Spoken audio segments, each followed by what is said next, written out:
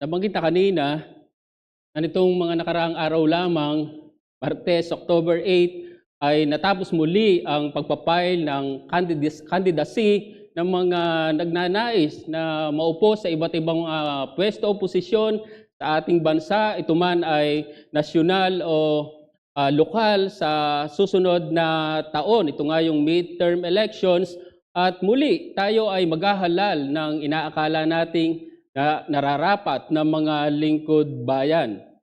Pero marahil ang di natin maitatanggi kung minsan o kadalasan, hindi ko alam kung saan tayo narito, ay nagkakamali tayo dito. Kung minsan, kung sino yung hindi nararapat na kandidato or aspirant, yun ang ating naiboboto. At napakahalaga ng pagkatuto dito sapagkat ang hindi pagkatuto dito ay pag-uulit lamang nito. At sa tingin ko nga po, ito ang pinakapunto ni Pablo sa teksto or serye na ating tinutunghayan. Kaya minsan pa sa pagpapatuloy nito ng ating serye ay muli niyong buksan ang inyong mga Biblia sa unang sulat ni Pablo sa mga tiga-Korinto. Tayo nga ay nasa kabanatang 10 nito at ang tutok ng ating mensahe sa hapon na to ay talatang 10 lamang, subalit patuloy nating basahin o umpisahan sa mula talatang 1. Unang sulat ni Pablo sa mga taga-Korinto, Banata 10, mula talatang 1 hanggang 10. At ito po ang sinasabi ng salita ng Diyos, mga kapatid, hindi ko nais na hindi ninyo malaman na ang ating mga ninuno ay dumaan sa ilalim ng ulap at silang lahat ay tumawid sa dagat at lahat ay nabautismohan kay Moises sa ulap at sa dagat. At lahat ay kumain ng isang pagkaing espiritual at lahat ay uminom ng isang inuming espiritual sapagkat sila ay umiinom sa batong espiritual na sumusunod sa kanila at ang batong iyon ay si Kristo. Subalit hindi nalugod ang Diyos sa karamihan sa kanila sapagkat sila ay ibinuwal sa ilang. Ang mga bagay na ito'y naganap bilang halimbawa para sa atin upang huwag tayong magnasa ng mga bagay na masama na gaya nila. Huwag kayong sumamba sa mga Diyos-Diyosan, gaya ng ilan sa kanila, gaya ng nasusulat, na upo ang bayan upang kumain at uminom at tumindig upang sumayaw.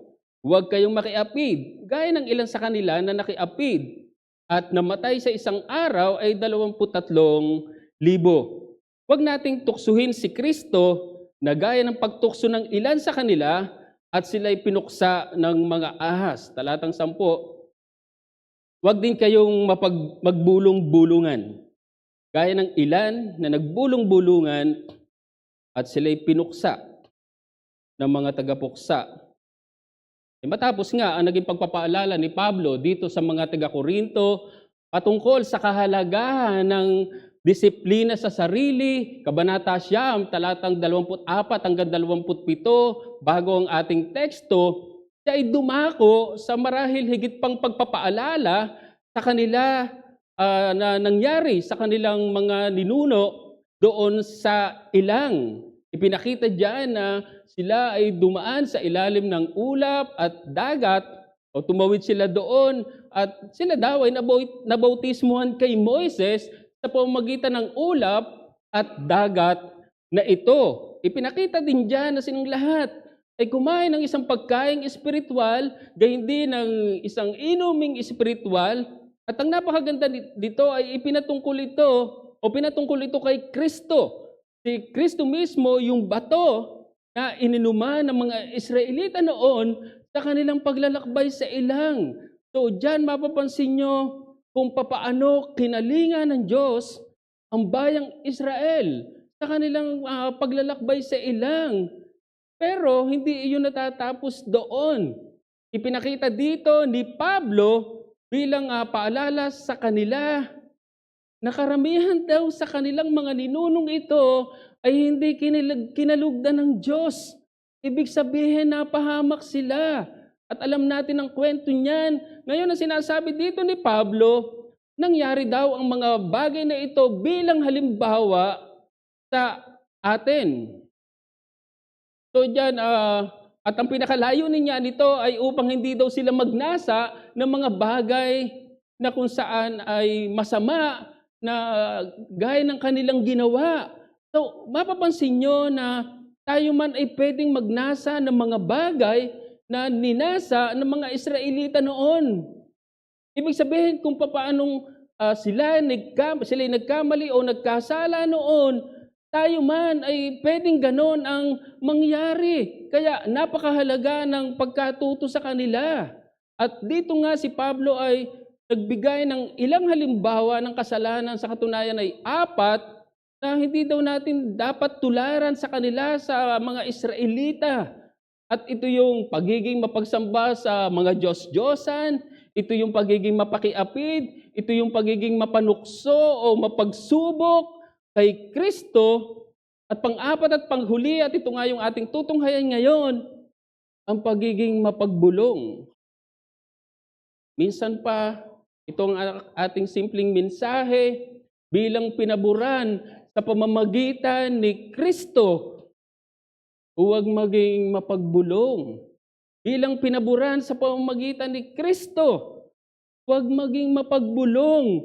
Siguro nga kung iisipin natin, kung ang bayang Israel ay pinaburan o itinuring na higit na pribilehiyo kumpara sa iba, kumpara sa ibang tao o bansa, ay bakit karamihan sa kanila, marahil yun ang lumalaro sa ating isip, marahil yun yung nagiging tanong natin, bakit karamihan sa kanila ay hindi kinalugdan ng Diyos? Bakit karamihan sa kanila ay napahamak na buwal? Ayan nagpapakita lamang sa atin, sa mga taga-Korinto, dapat ganito kayo mag-isip. Sa panahon natin ngayon, dapat ganito tayo mag-isip na hindi tayo po pwedeng pakakampante sa katatayuan na meron tayo kay Kristo. Totoo marahil na tayo ay higit na pribilehiyo dahil kay Kristo. Walang pagdududa doon, pero hindi ibig sabihin noon na magkakaroon tayo ng pagmamalaki sa ating puso. Yung bagang iniisip natin na tayo ay nasa ligtas o safe na kalalagayan dahil ikaw ay privilege. Hindi ganyan ang dapat maging damdamin natin dito. At ito yung gustong ipakita ni Pablo sa mga taga-Korinto. Totoo na sila ay nabautismohan kay Kristo at sila ngayon ay nakikibahagi sa banal na hapunan.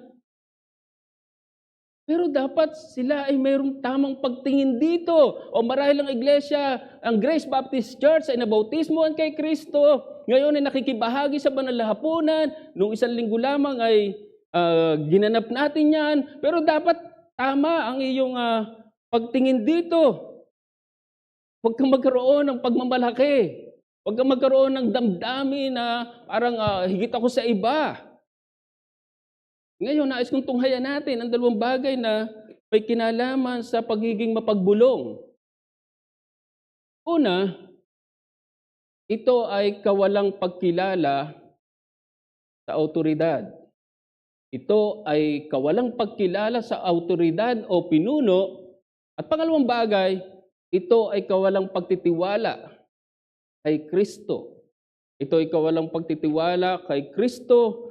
So yung unang bagay na makikita natin dito, pag sinabi ikay mapagbulong, ito ay kawalang pagkilala sa autoridad o pinuno. Maalala nyo na si Moises ay pinili o tinawag ng Diyos para pangunahan ng bayang Israel sa paglalakbay nito patungong lupang pangako mula sa lupain ng Ehipto. Pero ano ang ginawa o ano yung naging pagtrato ng bayang Israel kay Moises? Wala na silang ginawa kundi ang magreklamo dito. Sa katunayan, maging ang kanyang mga kapatid na si Aaron at Miriam ay nagreklamo dito. Sila man ay nagbumulong. Sila man ay nagbulong-bulungan sa kanila mismo mga kapatid. Numbers chapter 12. Maging sila hindi kinilala ang pangunguna ng kanilang kapatid. Marahil ba nakababata sa kanila or sobrang inggit lang? At ganito rin ang nangyari sa mga taga-Korinto. Sila man ay ayaw kilalanin ang awtoridad sa kanila ni Pablo. Maalala nyo na mayroong ilan dito sa Korinto na ayaw kilalanin ang kanyang pagiging apostol. Nakita niyo yan sa chapter 9. Pero marahil ang tanong ay, tama ba yon? Mali yun. So yung marahil simpleng punto na gusto nating makita dito, ang isang may alyansa kay Kristo ay kumikilala sa awtoridad na siya mismo ang nagtalaga. Maalala nyo na hindi naman si Moises mismo nagtalaga sa kanyang sarili para pangunahan ng bayang Israel sa paglalakbay nito tungong lupang pangako. Sa katunayan, alam natin ang kwento, ayaw ng pangunahan ni Moises ang bayang Israel. Very hesitant siya. Ganyan si Moises. At ganito rin mismo, masasabi natin kay Pablo. Masasabi natin na si Pablo mismo ay tinawag ng Diyos, ni Kristo mismo, para manguna o maging apostol sa Gentile, sa kabuuan, particularly sa Corinth. Pero ayaw kilalanin iyon ng iba. At ang malinaw na dahilan niyon ay dahil ayaw silang payagan nito na makibahagi sa mga paganong gawain noon, sa mga gawain sa paganong templo noon. Para sa kanila, walang masama doon. Para pangatwiran nila, talagang hindi naman kami sumasamba sa mga Diyos-Diyosa noon. Parang immaterial sa amin yon. Pero ang hindi nila nalalaman ay kasalanan yon at makakasama sa kanila yon. Ngayon, marahil meron silang kaisipan, kalayaang Kristiyano yun ah. At meron naman talagang ganyang usapin sa iglesia. Pero sinasabi pa rin ni Pablo ay, kung iyon ay makakasama naman sa iba, sa iyong kapatid, sa weak brother, huwag mong gamitin ang kalayaan na iyon. Ibig sabihin, isaalang-alang mong iba. Pero yan ang pagpipilit ng ilan dito sa Korinto. Para sa kanila, ay bakit nahadlangan ang kanilang mga konsensya? Pero mali ang ganyang kaisipan. At iyan ay pag-iisang tabi o pagbabaliwala sa awtoridad ng iglesia. Alam niyo, ang pagsunod o pagkilala sa awtoridad ng iglesia ay hindi nakabase kung sino yung tagapanguna o lider o pinuno. Hindi nakabase kung sa mga kahinaan niya o kung ano paman. Tandaan natin na si Moises man ay may kahinaan. Sa katunayan, dahil nga sa kanyang kahinaan, eh hindi siya nakapasok sa lupang pangako. Hindi dahil siya inapahamak, kundi dahil siya mismo ay naranasan ang disiplina ng Diyos. Actually, dahil si Moises mismo hindi pinarangalan ng Diyos sa harap ng bayang Israel. Talip na usapin niya, bato, lumabas yung masaganang tubig dyan, hinampas niya ito. At dahil doon naranasan ni Moises ang pagdidisiplina ng Diyos. Panalangin pa, sinabi ng Panginoon, stop. Enough, Moses. O sige, pagbibigyan kita, tanawin mo na lang. Parang hirap isipin. Pero si Moises man may kahinaan. At masasabi natin na si Pablo man ay may mga kahinaan din. Pero hindi ibig sabihin noon na hindi nila dapat kilalanin ang awtoridad nito. Mali ang ganyang kaisipan. At kung minsan, ganyan na nagiging pagtrato natin sa mga tagapanguna sa iglesia.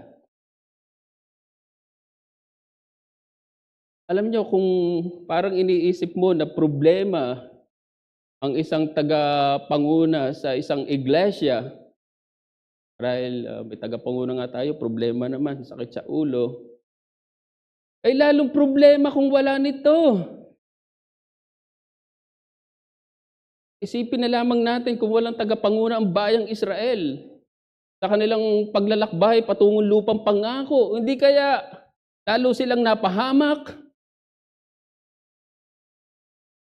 Maalala niyo na gusto na nga silang puksain ng Diyos lahat at kay Moises na lamang, pagmumulain ng isang matino at mas malaking bansa. Pero hindi yan ang ninais ni Moises. Sa halip ay ipinanalangin pa sila. Isipin na lamang din natin, itong mga mananampalataya sa Korinto, papaano kung walang Apostol Pablo? Hindi kaya sila lalong mapariwara? Maalala nyo, nagpipilit ang mga mananampalataya dito sa Korinto na makaisa sa mga paganong gawain noon. Pero pinagbawalan sila ni Pablo. Mapapansin niyo ang kahalagahan ng isang tagapanguna sa iglesia. Huwag nating isipin na ito'y para sa ikasasama ng iglesia. Totoo na sila may kahinaan, pero para pa rin sila sa kabutihan ng iglesia. At di ba yan naman ang dahilan kung bakit sila ay nasa iglesia. Pansinin niyo ang sinabi sa Efeso 4, talatang 12, umpisa natin sa talatang 11 hanggang 12. Pinagkalooban niya ang iba na maging apostol, ang iba'y propeta, ang iba'y ibanghilista, at ang iba'y pastor at mga guro, upang ihanda ang mga banal sa gawain ng paglilingkod sa ikatitibay ng katawan ni Kristo, hanggang makarating tayong lahat sa pagkakaisa ng pananampalataya at sa ganap ng pagkakilala sa anak ng Diyos, hanggang maging taong may sapat na gulang, hanggang sa sukat ng ganap na kapuspusan ni Kristo. Kung mapapansin nyo, yung disenyo sa iglesia para sa mga tao sa loob ng iglesia. Mapapansin nyo yung kahalagahan at pangangailangan ng isang tagapanguna sa iglesia. Totoo na si Kristo ang pinakatagapanguna o ulo ng iglesia, pero si Kristo mismo ang nagbigay o nagkaloob ng tagapanguna sa iglesia. Kaya huwag natin kailanman isipin na parang okay lang na wala tayong tagapanguna o autoridad sa iglesia. Yan ay hindi makabubuti sa iglesia. Meron akong kilalang grupo ng mga mananampalataya na for so many years nag-exist sila na walang tagapanguna. May nangunguna, pero sila, sinasabi nila na okay lang na wala sila mismong pastor. Okay na sila na may naglilid sa kanila na 2 lalaki. Kontento na sila doon hanggang dumating yung pandemic. Hanggang ngayon, wala na sila, nagkawatak-watak na sila.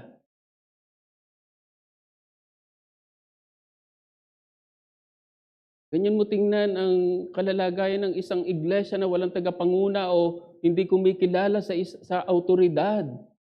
Ang hamon ko ay bilang may alyansa kay Kristo, matuto kang kumilala sa autoridad na siya mismo ang nagtalaga. Kung sinasabing mong may alyansa ka kay Kristo, may relasyon kay Kristo,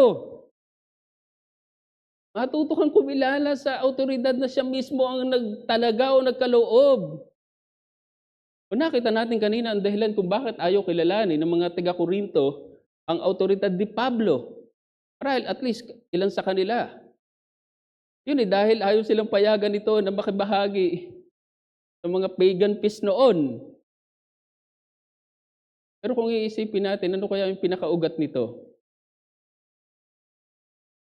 Malaki ang posibilidad na yun dahil sa katatayuan meron ang iglesia sa Korinto. Meron ng mga mananampalataya dito sa Korinto. Maalala nyo, ang iglesia dito sa Corinto ay maraming kaalaman. Sila nga ay tinatawag na gifted church. Pero hindi sapat ang puno ng kaalaman para hindi mo kilalanin ang autoridad ng iglesia. Sa katunayan, ang maling paggamit o pag-exercise ng kaalaman, marahil sinasabi mo na meron ka,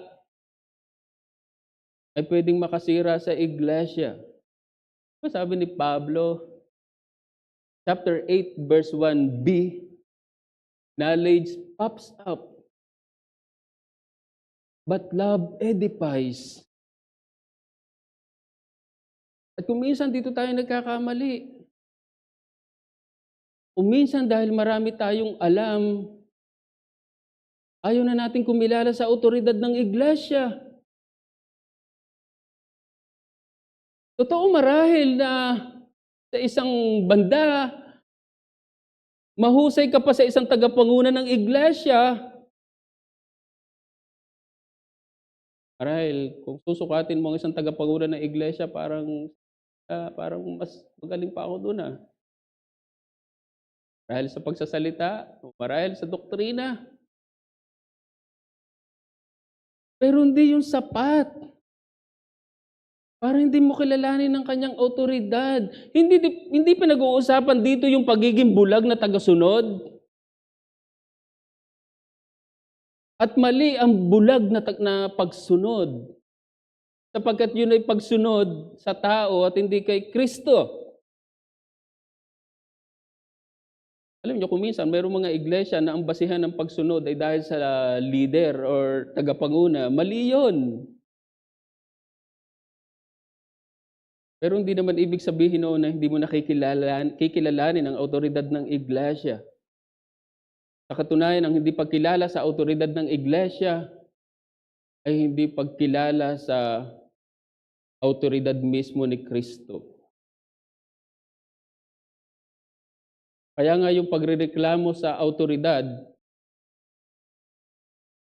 ay pagrereklamo mismo sa Diyos. Kung ikay mapagbulong, hindi ka lamang mapagbulong sa tagapanguna, kundi sa Diyos mismo, kay Kristo mismo. At yan nga ang nakita natin sa bayang Israel. Kaya nga sinabi ni Moises, bakit yung sinusubok ang Diyos?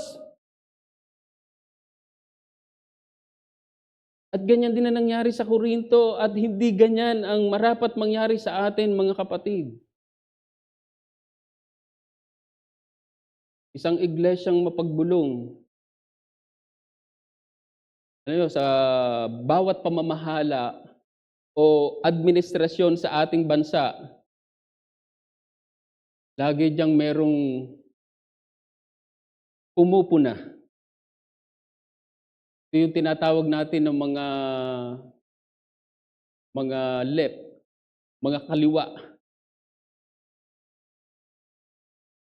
Alam niyo, masasabi ko lamang sa mga taong ito na wala nang ginawa kundi pumuna sa kung sino mang nakaupo na pinuno ng bansa.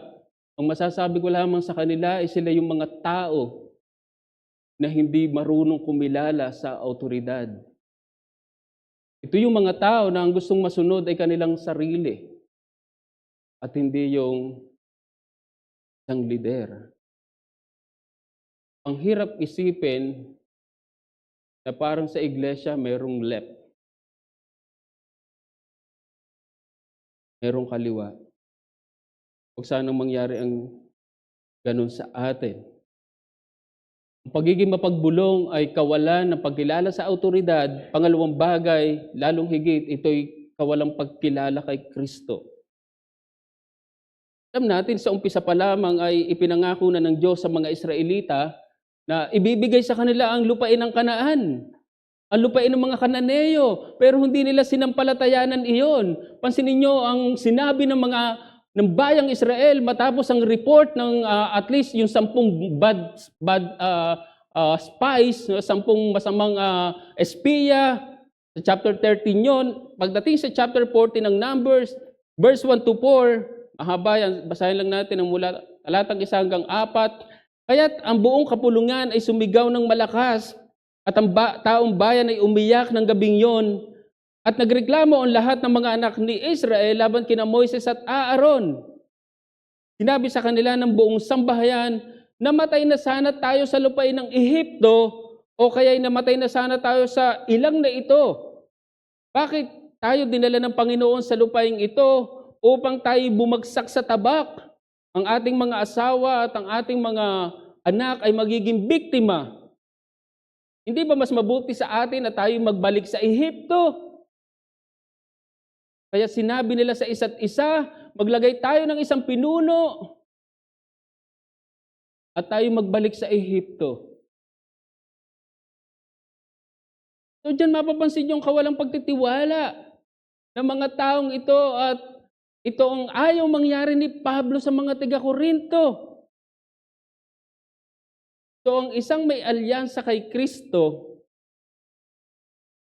ay mapagtiwala. Hindi mareklamo sa Kanya. Hindi mapagbulong sa Kanya. Problema na makakita natin sa mga Israelita, sa kabila na nadoon yung pangako na ibibigay sa kanila ang lupain ng Kanaan, pero hindi nila sinampalatayanan iyon. Bagaman ito'y aangkinin pa lamang nila, pero tiyak ito.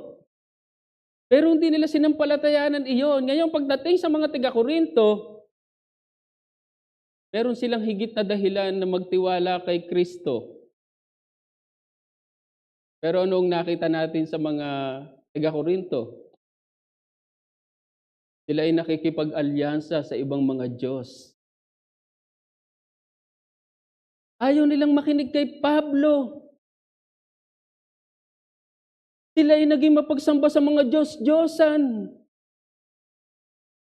Pinapayuhan sila ni Pablo na napakagandang payo. Huwag kayong maging mapagsamba sa Diyos-Diyosan, ayaw siyang pakinggan. Mas gusto nilang maging mapagsamba sa mga Diyos-Diyosan. Ngayon, kung ikay mapagsamba sa mga Diyos-Diyosan, masasabi mo ba na ikaw ay nagtitiwala kay Kristo?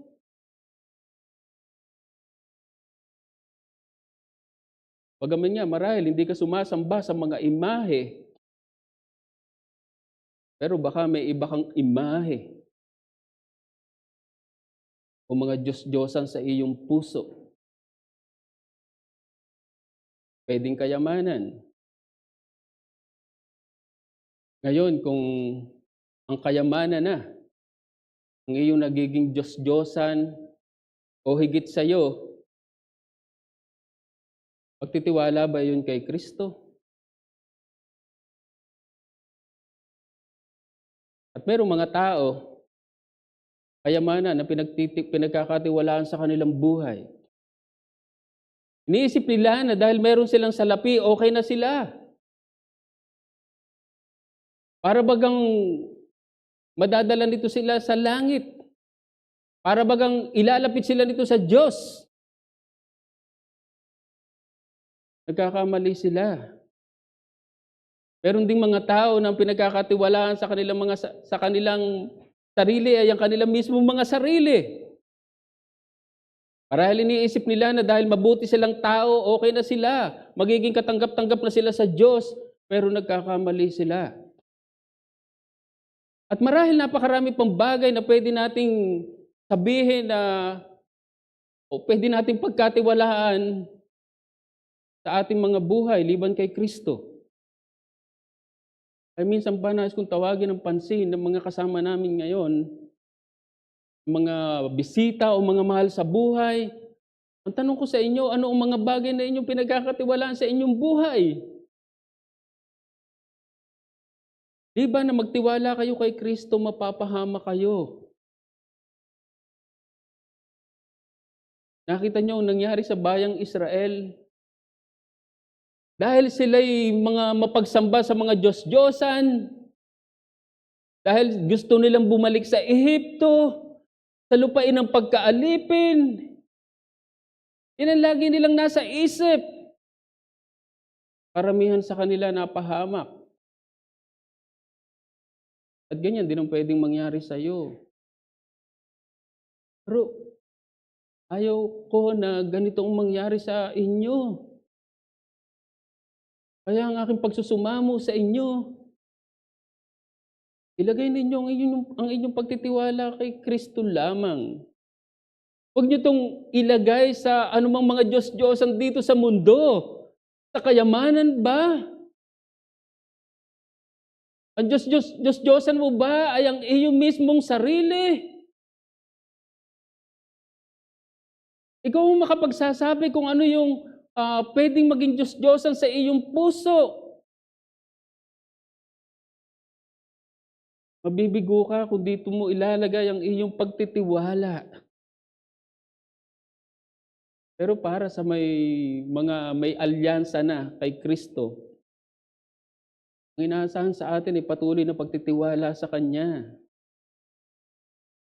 Hindi ito yung umpisa lamang, kundi ito'y hanggang sa huli. Ito'y patuloy hanggang sa huli. Already and not yet. Narinig natin kanina. Huwag ka lamang dun sa already. May not yet pa. Sa politika, pwedeng magpalit ng alyansa o partido o kaibigan anytime na gustuhin mo. Pero hindi po pwede ang ganyan sa isang mananampalataya, sa isang may alyansa kay Kristo. Hindi kailanman pwedeng mangyari. Ang hamon ko ay ipakita mo ang iyong alyansa kay Kristo sa pamamagitan ng lubos o laging pagtitiwala sa Kanya. Napakaganda na naging umpisa ng bayang Israel. Bakit maganda? Sila'y nabautismuhan kay Moises. Sila'y kumain ng isang pagkaing espiritual. Sila'y uminom ng isang inuming espiritual na doon ipinakita na yung presensya na agad ni Kristo. Pero hindi sila lubos na nagtiwala sa Diyos. Hindi sila nagtiwala kay Kristo mismo. Sumusunod sa kanila yung bato na kanilang iniinuman. Sa huli, hindi sila lubos na nagtiwala kay Kristo. Tayo man ay nabautismuhan kay Kristo. At ngayon ay nakikibahagi sa banal na hapunan. Sa madaling salita, ikaw ay miyembro ng iglesia. Pero marahil, ang tanong ay, patuloy ba tayong nagtitiwala sa Kanya? Patuloy ba yung ating alyansa sa Kanya? Mga kapatid, walang dahilan na hindi tayo lubos na magtiwala kay Kristo. Totoo na tayo nakikipagbaka pa ngayon sa kasalanan. Maraming pakikipagbaka ang isang mananampalataya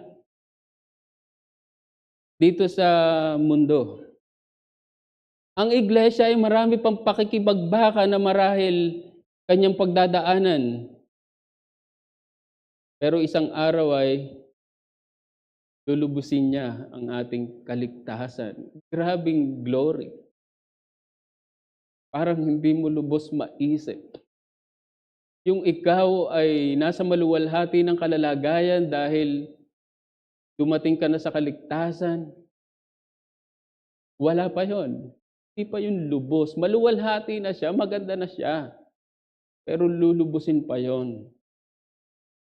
Kung ang mga Israelita ay walang dahilan na hindi magtiwala sa kanilang Diyos, lalo na tayo. Grabing atiyakan, grabing pag-asa. Meron tayo mga kapatid dahil kay Kristo. Paano ka tutugon dyan? Nung si Martin Luther ay patuloy na humarap at pinaharap ng Roman Catholic Church na noon kay Emperor at sa mga princess ng Roman Catholic Church noon, ay ang sinasabi sa kanya ay kanyang bawiin o siya'y mag-recant sa lahat ng kanyang sinabi o sinulat laban sa iglesia. Alam na natin ang kwento at alam natin ang naging sagot o tugon ni Martin Luther.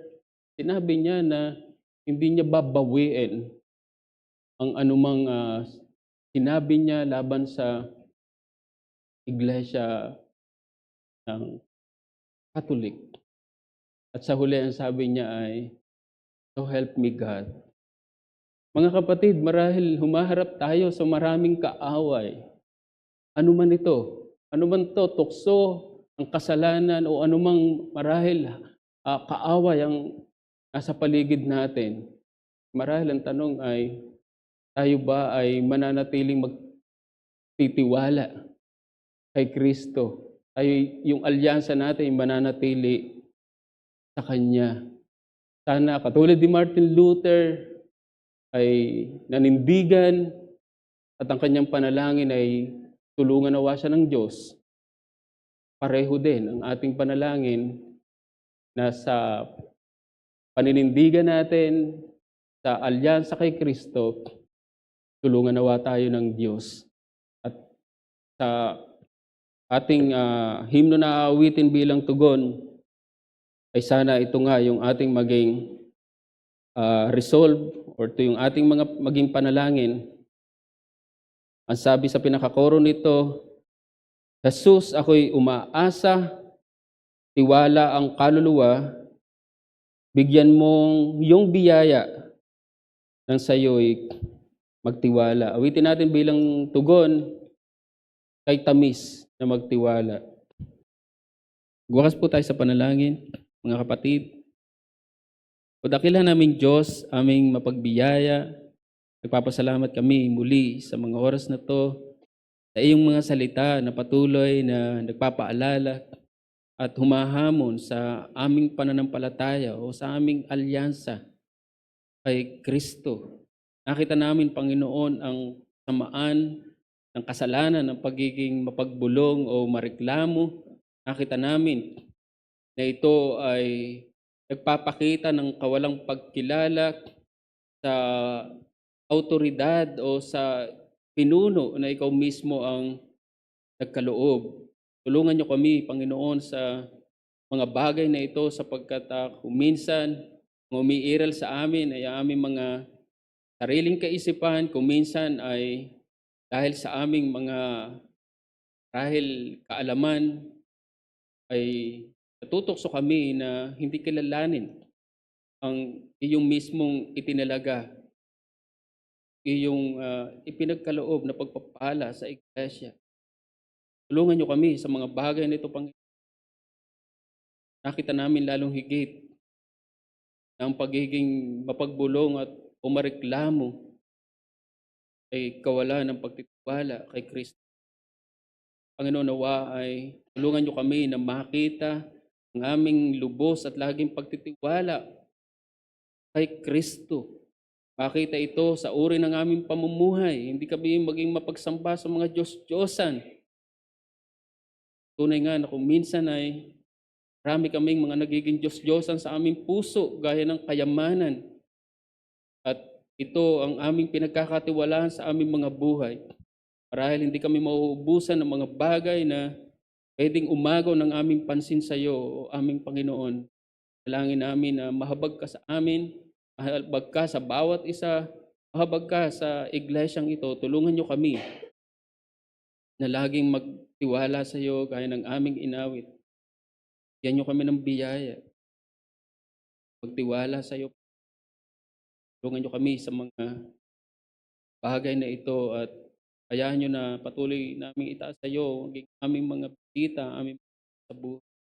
Tulungan niyo sila rin ng biyaya. Paglagak lamang ng pagtitiwala sa aming Panginoong Hesukristo, makita nila sa kanilang sarili, sila'y mapapaham. Kaya Panginoon, salamat po sa iyong mga salita na aming pinagsalusaluhan. Nawa kami ay nabusog at ikaw ay aming nabigyan ng purihan. Ito po ang aming mga panalangin sa pangalan ng aming Panginoong Hesus. Amen.